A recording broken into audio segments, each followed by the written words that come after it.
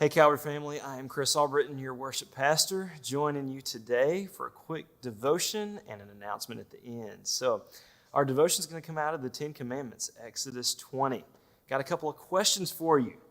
Exodus 20 verse 3 says, "Do not have any other gods besides me." So do you have any other gods besides God himself? Do you worship any other God? Hopefully not, but if you do, let's talk about it, okay? Have you made an idol for yourself? I've never done that. I don't want to do that, but maybe you have. Let's talk about that as well. But most likely, most people I talk to, I don't know of anybody who's made an idol for themselves. All right, misuse the Lord's name. Misuse the name of the Lord your God is how it's said in there. Anybody do that knowingly? Now, maybe unknowingly, yes, we can all say we've probably done that, but knowingly misuse the Lord's name, probably not. You probably don't do that purposely, right? All right, now we're getting into some practical things. How about honoring your father and mother? Do you do that? Most of us, we all got a different story. I know that. But for the most part, at some point in time, you've done an attempt to honor your father and mother. How about murder? Do not murder. Anybody murdered someone? Hopefully not. Again, if you have, let's talk about that. How about commit adultery?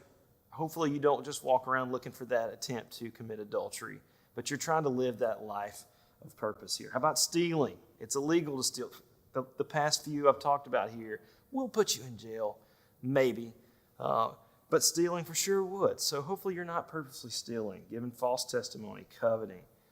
We look at the Ten Commandments, my whole purpose here. We look at the Ten Commandments, and for the most part, I think we can say we do an attempt to try not to do these things. But I skipped one on purpose.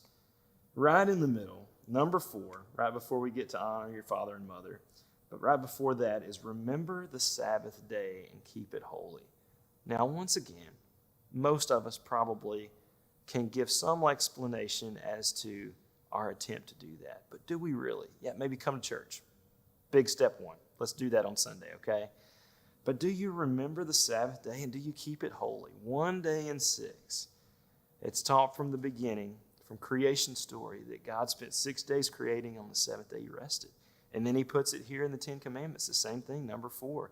Honor that day, 1 and 7 that looks different than the rest there. Yesterday, our staff went on a formation day, and we talked about this theme of Sabbath. How can we take practical steps to have 1 day a week that just looks different? And it's for our good in the end. It's for us to be rested and rejuvenated, to get clarity and focus, to enjoy things better rather than grinding things out. So I challenge you. There's a lot we can say about this, but I give you this challenge to look at your 7-day week and just say, does one of these days look different? And is it honoring to God in that day? What are we doing on those days? Or does it look like the other 6 where we're hustling and doing different things here? Yeah, we're about to enter a summer pattern and vacations are coming, and just a different time frame and pattern of life over the summer is about to take place. But is there 1 day in 7 that is truly honoring to God? And what does that look like for your family? I encourage you to ask yourselves and your family that question and to come up with maybe a short answer as to what that looks like. Again, our staff just did this, and hopefully we're going to build on this a little bit more in the future, but it was a great day just to talk about what that looks like.